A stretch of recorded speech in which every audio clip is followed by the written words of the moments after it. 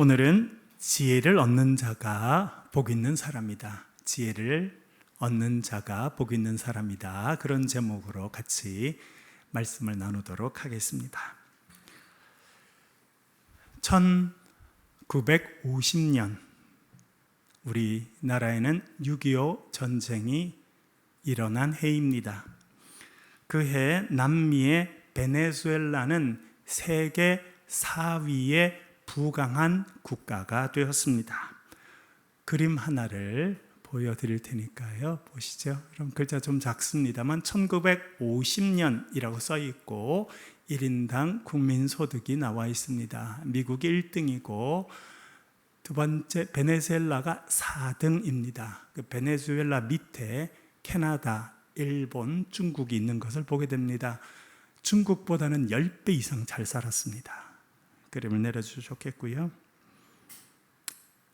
그렇게 잘 살았던 베네수엘라의 경제는 완전히 무너졌습니다. 정말 놀라운 것은 이 나라가 석유 매장 양에는 세계 1등이라는 것입니다. 사우디아라비아가 세계 매장량 1등이 아니고 이 베네수엘라가 원유 매장량 세계 1등입니다. 현재. 그런데 이 나라의 주유소에 가면 차에 넣을 기름이 없습니다. 기가 막힌 현실이죠. 그리고 국민의 10명 중에 9명은 빈곤층이 되었습니다. 왜 이런 안타까운 일들이 일어났겠습니까? 지혜가 부족해서 그렇습니다. 지도자가 지혜가 부족했습니다. 국민들이 지혜가 부족했습니다. 1998년 전직 군인 출신의 우고 차베스가 대통령이 되었습니다. 그는 미국이라는 나라를 싫어했습니다. 그 나라 세계 최고의 매장량을 자랑하는 그 나라의 석유 사업 곳곳은 미국 회사들이 와서 경영하고 있었습니다. 우리나라 석유를 왜 미국 사람들이 와서 파고 그 이익을 가져가느냐? 미국 회사 다 나가! 그래서 미국 회사를 한 번에 다 쫓아내버렸습니다. 우리 베네수엘라 국민들이 다 그 이익을 차지해야지 라고 이야기하고 미국 회사들을 다 쫓아냈습니다. 그러고 나니까 석유, 원유를 땅에서 파낼 수 있는 기술자가 한 명도 없습니다. 원유가 나오면 그 원유를 정제해서 석유도 만들고 여러 가지로 만들어내야 되는데 정제할 수 있는 기술도 없다는 것을 알게 되었습니다. 세계 원유 매장량 1등인데 원유를 파낼 수 있는 기술이 없게 된 것입니다. 그런데 국민들은 손을 내밀었습니다. 지금까지 했던 것처럼 석유 파는 돈 우리한테도 내놔.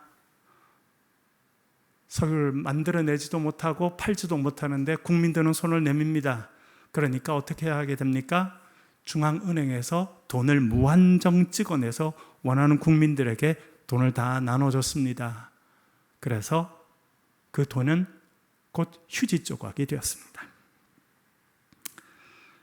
이런 대통령을 4번이나 연속해서 대통령으로 만들어 주었습니다. 지혜 없는 사람이 지도자가 됐고 또 국민들은 지혜가 부족해서 그런 사람을 계속 대통령으로 뽑아주고 일을 하지 않았는데 돈을 내놓으라고 요구했습니다. 그 결과는 처참하게 되었습니다. 여러분, 우리가 몇 년 전에 중미에 있는 아이티라고 하는 나라가 엄청난 지진으로 폐허가 된 거 보셨죠? 세계 최빈국 중에 하나가 아이티입니다. 지금은 베네수엘라가 그 아이티보다 더 가난하게 되었습니다. 베네수엘라가 세계 4위 부국이 되었던 1950년 우리나라에는 포탄이 날아다녔습니다. 3년 동안 처참한 전쟁이 이 땅에서 이루어졌습니다. 3년의 전쟁 후에 잿더미 위에서 우리 국민들은 탄식하며 울 수밖에 없었습니다. 전쟁이 끝나던 해 1953년 우리나라 1인당 국민소득은 67달러였습니다. 67달러. 그해 베네수엘라 1인당 국민소득은 7,424달러였습니다. 우리보다 정확히 110배 잘 살았습니다. 110배.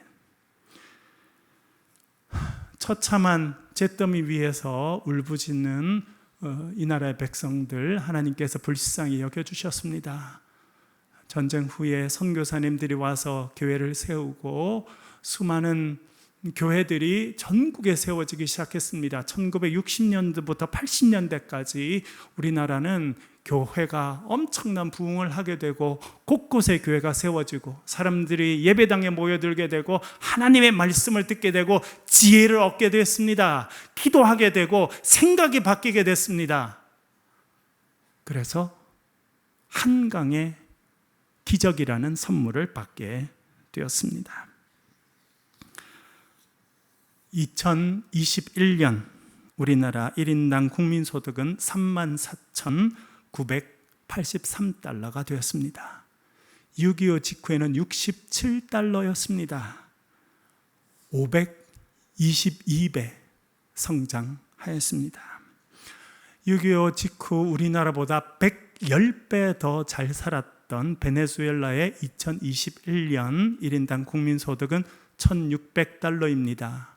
한때는 우리나라보다 110배 잘 살았는데 지금은 1인당 국민소득 기준으로 우리나라의 20분의 1 수준이 되었습니다. 참 안타까운 일입니다. 또 한편으로는 보면 우리나라가요 그만큼 잘 살게 됐습니다. 캐나다에서 오신 장로님도 계십니다만 여러분 이제 해외에 가보면 얼마나 우리나라가 잘 살게 됐는지를 참 많이 느끼게 됩니다. 제가 지난번에 말씀드렸죠. 지난주에 이탈리아에 살고 있는 이탈리아 사람들이 먹는 피자보다 더 맛있는 피자를 대한민국 사람들이 대한민국에서 먹고 있습니다. 여러분 믿어주세요. 얼마 전 구미에 있는 어느 김밥 회사에서 미국에 김밥을 수출했습니다. 잘 아시는 대로 김밥은 오래 보관이 어렵습니다. 그래서 만들자마자 급속 냉동을 시켜서 미국에다가 수출했습니다. 이것이 소위 대박을 터뜨리게 됐습니다. 250만 톤의 김밥을 냉동시켜서 미국에 수출했는데 순식간에 다 팔렸습니다. 그리고 사람들이 돈을 줄 테니까 김밥을 더 달라고 했는데 미국에는 김밥이 없어서 지금 구미에서 열심히 만들어서 냉동시키고 있습니다. 이제 이걸 보낼 거예요. 여러분 여쭤볼게요. 냉동 김밥을 드시고 싶으세요? 금방 재료를 넣어서 마른 김밥을 드시고 싶으세요? 냉동시켜서 한 2달 유통시킨 김밥을 드시고 싶으신가요? 안 그러면 지금 금방 재료를 넣어서 막 말아서 자른 그런 김밥을 드시고 싶으신 거예요, 여러분? 냉동 김밥 원하시는 분은 미국 가서 한번 드셔보세요. 여러분, 우리가 그만큼 맛있는 것도 먹고 잘 살고 있는 것입니다. 얼마나 감사한 일인지 모릅니다. 하나님께서 은혜를 주셔서 6.25 이후에 잿더미였던 나라가 하나님의 은혜로 이렇게 잘 살게 됐습니다. 얼마나 감사하고 좋은 일인지 모릅니다. 이렇게 우리가 잘 살게 되었기 때문에 우리에게 더 필요한 것이 있습니다. 그것이 지혜입니다.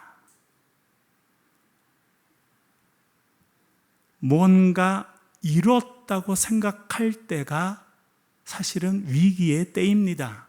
그래서 사도 바울은 우리에게 이렇게 말씀합니다. 고린도전서 10장 12절 같이 읽겠습니다. 시작. 그런즉 선줄로 생각하는 자는 넘어질까 조심하라. 아멘. 사도 바울의 지혜입니다. 그런즉 선줄로 생각하느냐? 넘어질까 조심해라. 정점에 있다고 할 때가 곧 내리막길로 갈 수 있는 때이기 때문에 그렇습니다. 어찌 보면 우리나라는 역사 이후로 지금 가장 잘 사는 시대를 지나고 있습니다. 여러분, 우리나라가 경제적으로만 힘 있는 게 아니에요. 보니까 우리나라에 지금 자주포, 전차, 경공격기 전 세계에서 지금 사가겠다고 얼마나 열심인지 모릅니다. 우리나라 이번에 저 유럽에 가보니까 유럽에 에어컨이 별로 없어요. 이탈리아는 에어컨 있는 집이 10집 중에 한 집도 안 됩니다.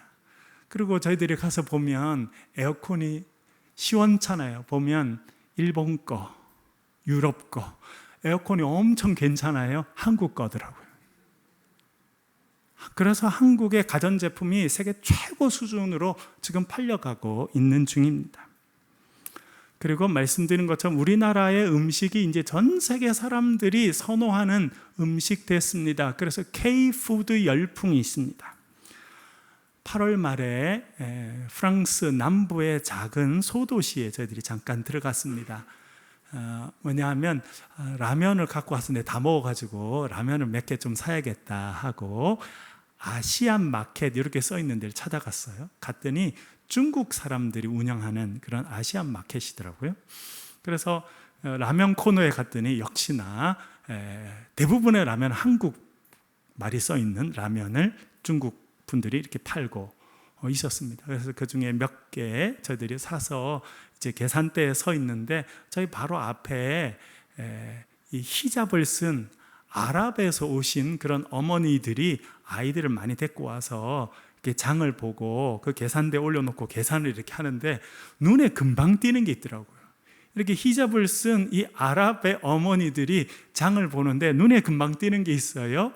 뭐라고 써 있냐면 불닭볶음면. 그거를 줄줄이 사서 이렇게 해서 계산을 하고 있는 거예요. 여러분, 불닭볶음면은 우리가 먹어도 엄청 맵습니다. 근데 그거를 히잡을 쓴 이 아랍에서 온 어머니들이 가족을 위해서 대량으로 구입한 거예요. 전 세계가 우리나라의 것을 소비하는 그런 시대가 됐습니다. 우리나라가 문화적으로 뿐만 아니라 여러 가지 면에서 아주 잘 살고 아주 영향력이 크다는 것을 알게 됩니다.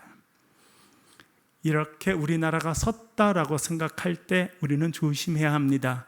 그래서 우리가 지금 잘 살고 있을 때 더 필요한 것이 무엇이냐면 지혜라는 것입니다. 지혜가 없으면 잘 살 때 교만해집니다. 그러다가 무너지는 나라가 역사에서 얼마나 많았는지 모릅니다.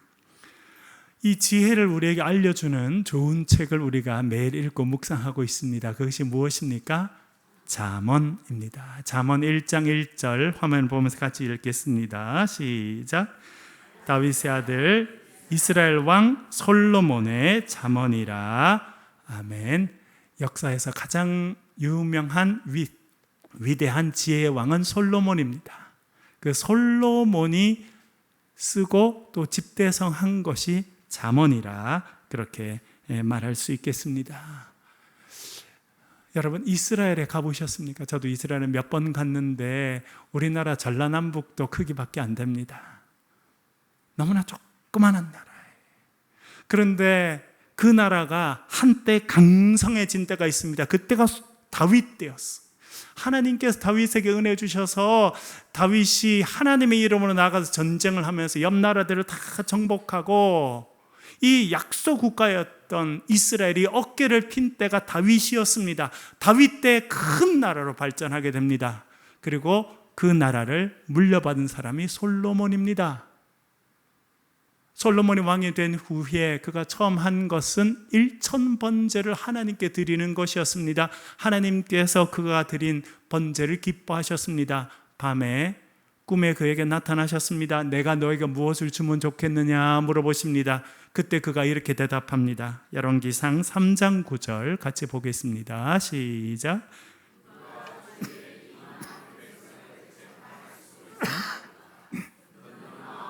종에게 주사 주의 백성을 재판하여 선악을 분별하게 하옵소서. 아멘. 솔로몬이 뭘 구합니까? 듣는 마음을 구했다. 레브, 쇼메르라고 하는 표현인데, 레브는 마음이라는 뜻이고 쇼메르는 듣는다는 뜻입니다. 듣는 마음을 구하게 됐습니다. 왜 듣는 마음을 구합니까?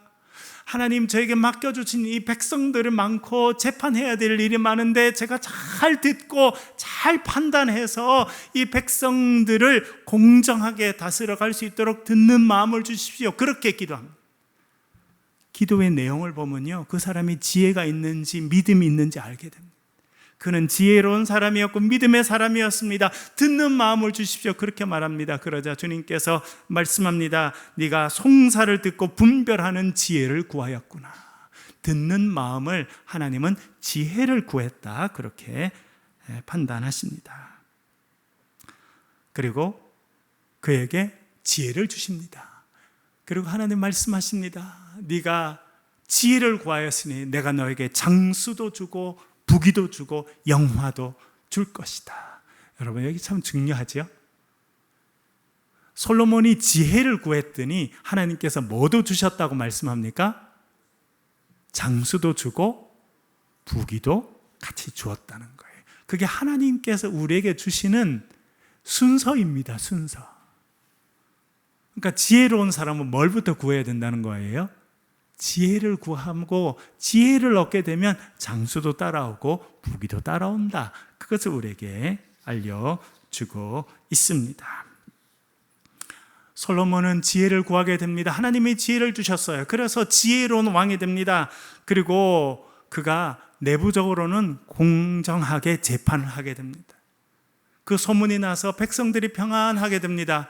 그리고 저 멀리 있던 지금의 에티오피아 땅, 그리고 지금의 사우디아라비아 남쪽에 있었던 스바라고 하는 나라의 여왕이 엄청난 재물을 가지고 올라오게 됩니다.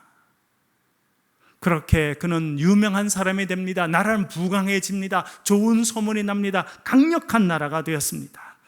이렇게 강력한 나라가 되고 이렇게 부강한 나라가 됐는데, 그때 솔로몬의 지혜가 더 빛을 발하게 됩니다. 왜냐하면 그때 솔로몬이 신하를 불러서 이렇게 말합니다.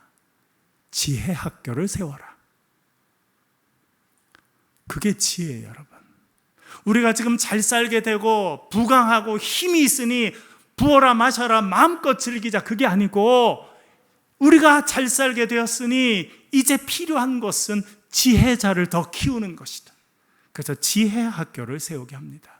그래서 앞으로 장차 나라를 이끌어갈 왕자들과 그 왕자들을 도와줄 귀족의 자녀들을 불러서 지혜 학교에서 교육을 시키게 됩니다. 그것이 솔로몬이 가졌던 놀라운 지혜의 모습입니다. 여러분, 나라가 잘 나갈 때 지혜가 더 필요합니다. 나라가 부강할 때요, 지혜 있는 사람을 길러내야 그 다음 단계로 나아갈 수 있게 되는 것입니다. 역사에서 가장 넓은 나라를, 제국을 완성한 사람이 있습니다. 그 사람이 알렉산더 대왕입니다. 알렉산더 대왕의 아버지는 필리포스 2세였습니다. 마케도니아의 왕이었습니다. 그는 마케도니아라고 하는 나라의 왕이 되었는데 그 나라를 크게 만들었어요. 그런데 그는 아주 야심가였습니다. 나는 이 정도는 했지만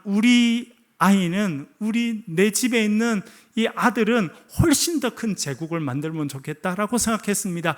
그러면서 그가 뭐가 필요할까 생각해 봤더니 자기에게 부족한 게 있는 거예요. 자기는 교육을 제대로 받지 못했어요.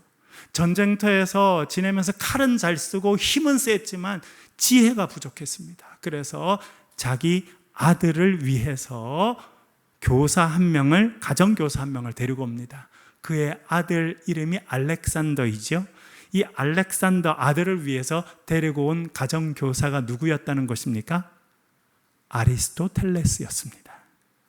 그 유명한 철학자 아리스토텔레스를 이 아버지는 자기 아들을 위한 가정교사로 데리고 옵니다. 그래서 알렉산더는 어릴 때부터 전쟁하는 것은 아버지에게 배웠습니다. 그러나 역사 최고의 철학자 중에 한 명인 아리스토텔레스를 통해서 그는 지혜를 얻게 됩니다. 그래서 이 알렉산더가 성장했을 때 그는 역사상 가장 큰 제국을 만드는 위대한 지도자가 될 수 있었던 것입니다. 여러분, 지혜가 그만큼 중요합니다. 우리나라도 참 잘 살게 됐습니다. 너무나 감사한 일입니다. 그래서 지금 더 필요한 것이 무엇이냐면 지혜가 필요하다, 그렇게 말씀드릴 수 있습니다. 잠언은 지혜에 대해서 말합니다. 지혜는 히브리어로 호크마입니다. 여러분 우리가 이게 단어를 꼭 다 알아야 되는 건 아닙니다만 중요한 단어니까 한번 따라해 볼까요? 호크마. 한번 더 할게요. 호크마. 호크마라고 하는 것이 지혜라고 하는 뜻입니다. 지혜는 무슨 뜻이냐면 전체를 관망하고 핵심을 파악하는 능력을 지혜라, 그렇게 말합니다. 통찰력이라는 단어와 비슷합니다. 세상이 돌아가는 걸 봅니다. 사회가 돌아가는 걸 봅니다. 전쟁이 진행되는 걸 봅니다. 쭉 보면서 그 중에 뭐가 핵심인지를 파악하는 능력이 지혜라는 거예요. 그렇게 전체를 관망하면서 그 중에 뭐가 옳고 뭐가 그른지를 판단하는, 분별하는 능력이 지혜라, 그렇게 말씀드릴 수 있습니다. 이 지혜는 지도자에게 반드시 필요하고 국민들에게도 너무나 필요합니다. 앞에서 베네수엘라 이야기를 말씀을 드렸습니다. 베네수엘라 대통령이 되었죠. 전직 군인 출신인데 대통령이 됐습니다. 그는 미국을 싫어했습니다. 그래서 미국의 정유 회사들을 한 번에 다 내쫓아 버렸습니다. 만약 그에게 지혜가 있었다면 핵심을 파악해야겠죠. 마음에 안 들면 쫓아낼 수도 있습니다만, 정말 지혜가 있었다면 이 미국 회사들, 기술자들을 다 쫓아내고 나도 우리 베네수엘라 국민들이 원유를 잘 생산할 수 있는지, 정유할 수 있는 기술은 갖고 있는지 파악했어야 돼. 그러나 분노하는 마음, 미워하는 마음은 있었지만 지혜는 없습니다. 그래서 일단 미국 회사들을 다 쫓아내고 나니까 세계 최고의 원유 매장량을 갖고 있는 나라가 원유를 파낼 수 있는 기술이 없어서 세계 최빈국으로 전락하게 된 것입니다. 이처럼 지혜는 대단히 중요합니다. 지혜는 원유보다 중요하고 금이나 은보다 훨씬 더 중요합니다. 오늘 본문에서 그것을 말씀합니다. 13절 화면을 보면서 같이 읽겠습니다. 시작. 지혜를 얻은 자와 명철을 얻은 자는 복이 있나니. 아멘. 지혜와 명철이라는 단어가 나옵니다. 제가 복음 노트에서도 말씀드렸습니다만 두 단어는 다른 단어가 아닙니다. 지혜는 넓은 거 전체를 관망하고 핵심을 파악하고 분별하는 능력입니다. 그럼 명철은 무엇입니까? 그 지혜가 구체적인 상황 가운데서 표현되고 이루어지고 적용되는 것이 명철입니다. 그래서 지혜와 명철은 늘 같이 다닙니다. 그래서 지혜가 중요하고 명철이 중요합니다. 우리가 시편을 묵상하면서 시편 150편 전체의 주제가 있다는 것을 이야기했습니다. 그 주제가 무엇이었습니까? 누가 복 있는 사람인가 입니다. 오늘 본문을 보니까 그 주제가 연결되어 있다는 것을 알게 됩니다. 여러분, 오늘 본문에도 보니까 복 있는 자라 하는 이야기가 나오죠. 누가 복 있는 자라고 말해주고 있습니까? 지혜를 얻는 자, 명철을 얻는 자가 복 있는 자라, 그렇게 말씀해 주고 있습니다. 그리고 지혜를 얻는 것이 왜 중요한지 또 이렇게 말합니다. 14절 15절 같이 읽겠습니다. 14절 15절 같이 읽겠습니다. 시작. 그 이익이 정금보다 나음이니라. 지혜는 진주보다 귀하니 내가 사모하는 모든 것으로도 이에 비교할 수 없도다. 아멘. 지혜는 뭐보다 더 중요하다고 말합니까? 은을 얻는 것보다, 금을 얻는 것보다, 진주를 얻는 것보다 훨씬 중요하다는 것입니다. 여러분, 왜 그렇습니까? 은을 산더미같이 쌓아놨어요. 그러나 지혜가 없으면 그 은은 순식간에 없어지고 없을 때보다 훨씬 더 궁핍하고 어려운 일에 빠지게 되어 있습니다. 그러니까 은을 많이 갖는 것보다요, 지혜가 있는 게 훨씬 중요하다는 겁니다. 금을 많이 갖고 있는 것보다 지혜가 있는 게 훨씬 더 중요합니다. 지혜가 있으면 은도 따라오고 금도 따라오지만 은이 있고 금이 있으되 지혜가 없으면 더 처참한 미래가 다가온다고 하는 것을 알고 있기 때문에 은이, 금이 중요하지만 그것보다 훨씬 더 지혜가 중요하다 말해주고 있습니다. 16절 이렇게 말합니다. 같이 읽어보겠습니다. 16절이요. 시작. 그의 오른손에는 장수가 있고 그의 왼손에는 부귀가 있나니. 아멘. 지혜자가 있습니다. 지혜자의 오른손에는 뭐가 있다는 겁니까? 장수가 있어요. 장수가 뭡니까, 여러분? 오래 사는 거죠. 그렇죠? 예, 장수, 정말 건강하게 오래 사는 겁니다. 그 지혜자의 왼손에는 뭐가 있다고 말합니까? 부귀가 있어요. 부귀가. 아까 말씀드렸습니다만 솔로몬이 지혜를 구하니까 하나님께서 기뻐하셨습니다. 그래서 그에게 뭘 주셨습니까? 장수도 주고 부귀도 주었습니다. 우리나라 분들이 예전부터 말했던 5개 복이 있습니다. 그래서 오복이라고 말합니다. 그래서 오복치약도 있었죠. 그걸로 닦으면 오복이 오는지 저도 잘 모르겠습니다만 이번에 찾아보니까 오복 중에 제일 중요한 2가지가 있더라고요. 뭐냐면 수부더라고요. 수부. 수가 무엇입니까? 장수. 부는요, 부유해지는 것. 이거는 동서양이나 다 똑같은 거예요. 사람들이 장수하고 건강하게 오래 살길 바라고 부유하게 지내길 바란다. 그렇게 우리나라 오복도 그렇게 돼 있는 겁니다. 그러나 성경이 뭐라 말씀합니까? 지혜자의 오른손에는 장수가 있고 왼손에는 부귀가 있다. 지혜가 있으면 그게 다 따라오게 돼 있다는 겁니다. 또 17절 중요한 이야기를 하고 있습니다. 읽어보겠습니다. 시작. 그 길은 즐거운 길이요 그의 지름길은 다 평강이니라. 아멘. 지혜자는요 즐겁게 살아간다는 겁니다. 여러분 가정생활 해보니까 어떻습니까?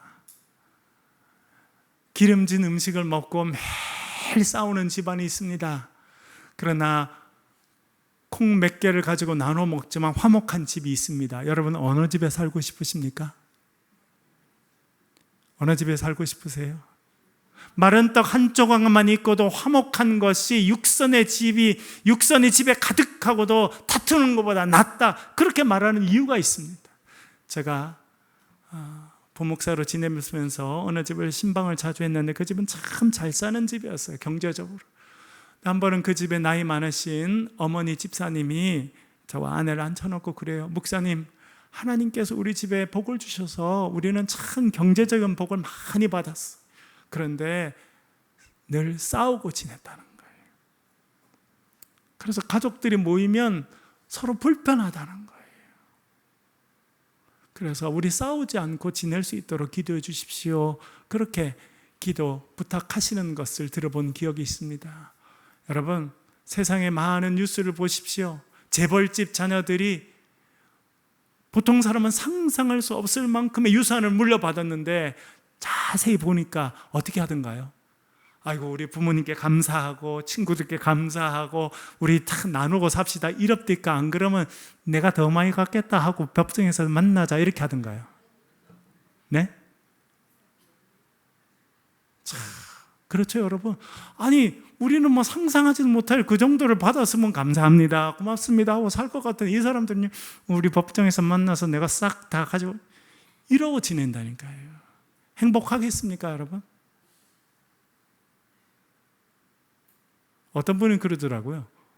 부자들은 효도도 사업이다. 무슨 말인지 알아들었어요? 아버님, 어머님 갖고 계신 재산 그걸 가져오려고 그러면 문턱이 닳도록 효도하는 척 해야 된다는 거예요. 그래서 효도가 사업이 된다. 여러분 그런 집이 행복하겠습니까? 지혜자는요 마음에 평안이 있다는 거예요. 삶을 살아갈 때 기쁨이 있다는 것입니다. 하늘의 기쁨과 평화가 있는 거예요. 여러분 맛있는 음식을 먹고 양손에 금반지를 끼고 있어도 마음이 편하지 않으면 어떻게 행복한 삶을 살 수 있겠습니까? 그러나 지혜자는요 하늘의 평화를 주시는 거예요. 그래서 없어도 기쁘고 있으면 더 감사하고 하나님을 찬양하고 살아가는 것입니다. 여러분, 하나님 주신 은혜로 마음의 평화와 기쁨을 누리시기를 간절히 바랍니다. 그리고 18절 이렇게 말씀합니다. 18절 같이 읽겠습니다. 결론적으로 주시는 말씀인데 읽어볼게요. 시작. 지혜는 그 얻은 자에게 생명나무라. 지혜를 가진 자는 복되도다. 아멘. 지혜를 가진 자는 복되도다, 그렇게 말합니다. 왜냐하면 지혜가 생명나무라는 거예요. 여러분, 생명나무라는 단어는 참 중요한 단어인데 성경은 보니까 딱 세 군데에서만 사용하는 단어더라고요. 첫 번째, 창세기에 사용됩니다. 에덴 동산에 있었던 것이 생명나무예요.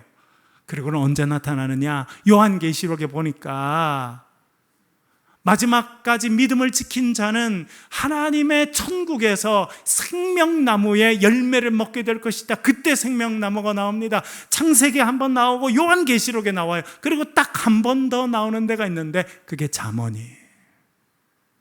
오늘 본문 뭐라 말합니까? 지혜는 그 얻은 자에게 뭐라고요? 생명나무다. 지혜는 하나님께서 주실 저 천국에서 누릴 것을 이 땅에서 누리고 살아가는 하나님의 비밀이다 하는 것을 알려주고 있습니다. 여러분, 지혜를 사모하시고 지혜로운 자로 살아가실 수 있기를 간절히 바랍니다. 우리나라 잘 살게 됐습니다. 그래서 더 필요한 것이 지혜. 여러분들이 지혜를 얻으시고 이 나라가 지혜로운 믿음의 나라로 성장하도록 기도해 주시길 간절히 축원합니다.